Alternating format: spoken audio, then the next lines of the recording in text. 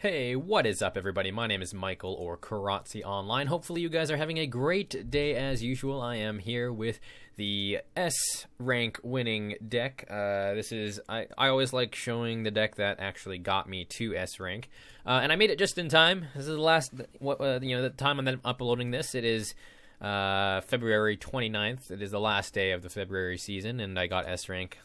Finally found some time to grind the games out and decided to actually grind and get to S rank, although it didn't take me that long. It took me a couple hours for it to get from rank 2 to S rank, thanks to this deck. So what usually happens is I've gotten S rank since I started playing a few months ago. So every season I've gotten S rank so far, and every single time the same thing happens. I make some awesome decks, they work out super well, get me to rank 2 around there, and then I hit a roadblock and I get super frustrated and none of my decks are working, and then I'm like, okay, well, screw it, let's build a weird deck. Let's build a deck that may just seem bad, but has some fun ideas in it, and let's see how it goes. And then it usually is the deck that gets me to S rank. So the same thing happened here.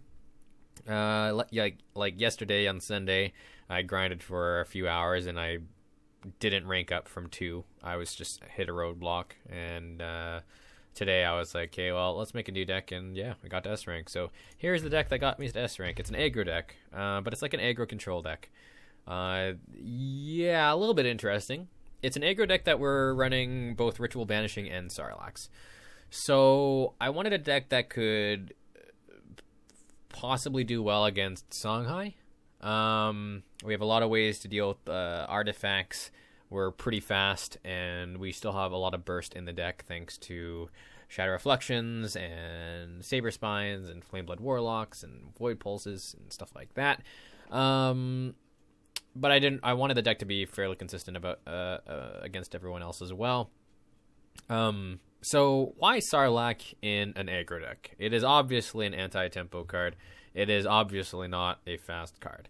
So why include it? Well, it's an ever-present threat that your opponent has to have a dispel to actually deal with it. Just hard removal won't work.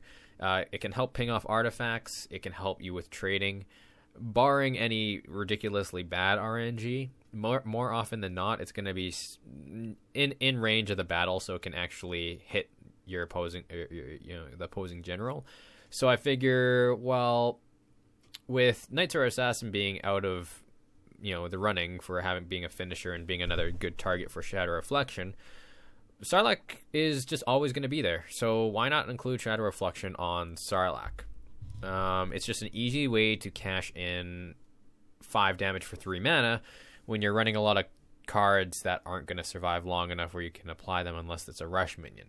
So I figure save the Saber Spines for mostly rush, for the final killing blow, and then have Sarlac be a target where we can just, in the mid game, if we want to cash in 5 damage, we do that. And the reason I call it Sarlac Burst is a lot of the time you are playing the control game in the early to mid, and then you switch and you don't really play full aggro unless you can constantly keep it up.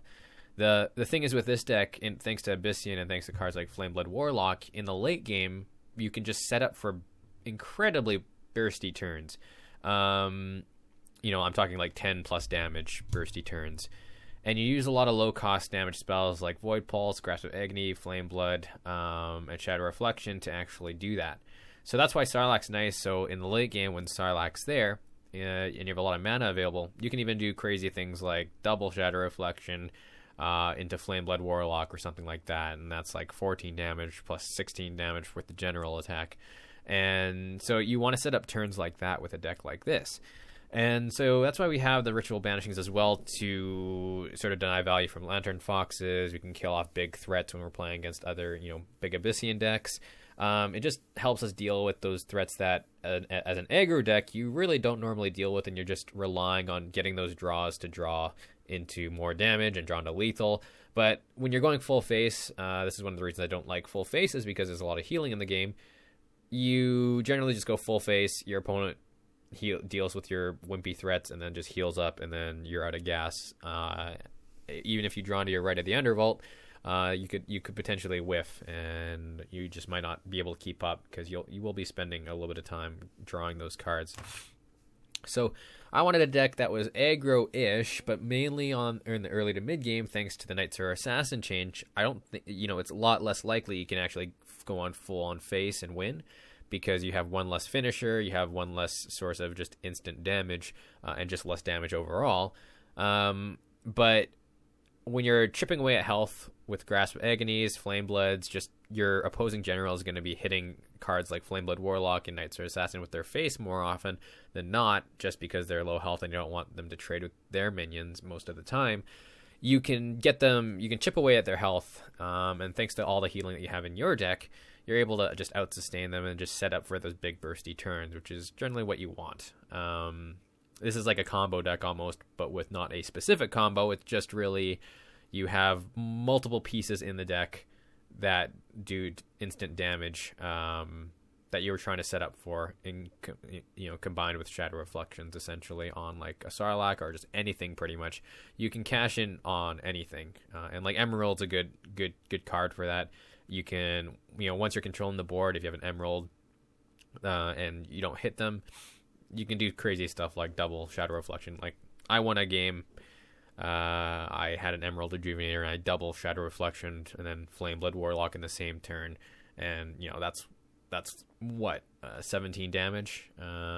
So you can win out of nowhere essentially with this deck, but it feels consistent enough that it's not just like super incomplete. But like I said, it's an aggro control deck. You are in the early game. You have cards like Spectral Blade, Grasp of Agony, even Sarlac to control the board. In the late game, Ritual Banishing can control the board against those threats you just can't deal with your other cards.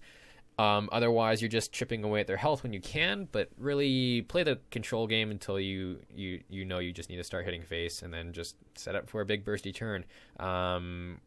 There's nothing wrong with just holding cards in your hand to maybe make them do a play where they normally would feel safe rather than healing, maybe, because a lot of the time, especially with so much healing in the game, if you go full on face, your opponent's just going to heal that up since they know the game plan, they know your game plan, and so they'll play accordingly. They'll opt to play a lot safer rather than maybe playing a little bit more aggressively, and you can bait them into just staying by your general so you can just have a big burst of damage.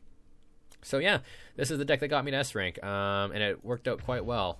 It's had a nice win streak, one little blemish on the way to S rank from rank 2, but otherwise it ran pretty smoothly. I really like the deck. It's a lot of fun. It's pretty tough to play because it's sort of like a weird combo deck, but it's a lot of fun just having those big bursty turns. Now I know what Songhai feels like, but at least this is a little bit more interactive. So yeah, that is the deck, you guys. I will be uploading a game of my S rank winning game. It was a lot of fun, and yeah, hopefully you guys enjoyed that. It'll be uploaded after this deck tech, but otherwise, hopefully you guys enjoyed this video. I'll be definitely making some new decks with the new cards, so be on the lookout for that. Otherwise, I'll be hoping to update the decks on my guide sometime soon, as well as hopefully test those new cards and see how well like Bone Reaper works in Abyssian, and then maybe I'll throw that in the guide as well. But other than that, hopefully you guys have a great night, day, morning, wherever you are, and I will talk to you guys soon.